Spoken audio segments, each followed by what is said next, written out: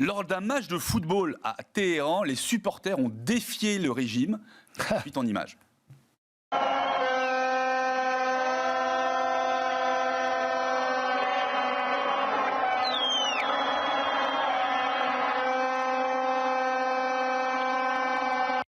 C'était une minute de silence dans un vacarme assourdissant pour montrer que non, on n'a pas de minute de silence pour fêter la mort de responsables d'actions de terreur que sont les gardiens de la révolution iranienne. Voilà, on rappelle en fait, le régime des Mollahs a imposé aux supporters de cette équipe de football une minute de silence en l'honneur, entre guillemets, du général qui a été exécuté en Syrie par une frappe israélienne. Le 1er avril, là, c'était pas une blague. Et manifestement, il y a une grande différenciation de point de vue entre le régime des Mollahs et le peuple iranien qui manifeste avec des trompettes pour une minute de silence. Mais les Iraniens, c'est un peuple de résistants à vrai, puisqu'il y a quelques mois, encore une fois, on leur avait demandé de lever le drapeau palestinien. Ils avaient proféré des insultes qu'on ne pourra pas répéter à cette heure-ci vis-à-vis de notre public, mais en disant votre drapeau, vous le mettez où je pense. Et d'ailleurs, c'est tellement été où je pense qu'ils ont continué ce travail de résistance. Donc encore une fois, bravo aux Iraniens de résister. Alors, ouais. Et ça soulève quelque chose, et c'est vrai qu'on en a parlé avec Jimmy Gomis, on en reparle là maintenant.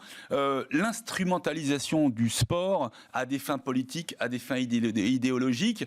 On le voit, le football et le sport en général, c'est une tribune absolument extraordinaire pour le meilleur. On l'a vu, l'olympisme, la trêve olympique, etc., etc. Mais ça l'est aussi pour des nations qui sont plutôt belliqueuses, qui ont plutôt des régimes totalitaires et qui veulent l'imposer non seulement dans le monde entier, mais aussi à leur population. Et on le voit, et c'est peut-être un message très encourageant dans le monde entier. Dites-vous bien une chose, c'est que le peuple iranien est aussi en résistance à l'intérieur de son pays avec le régime islamique. Il faut les soutenir. D'ailleurs, j'ai lancé un hashtag il n'y a pas longtemps, I Run for Iran, pour soutenir le peuple iranien, pour les aider à se débarrasser de ce régime totalitaire. Et je pense qu'on sera tous des supporters de ces supporters-là.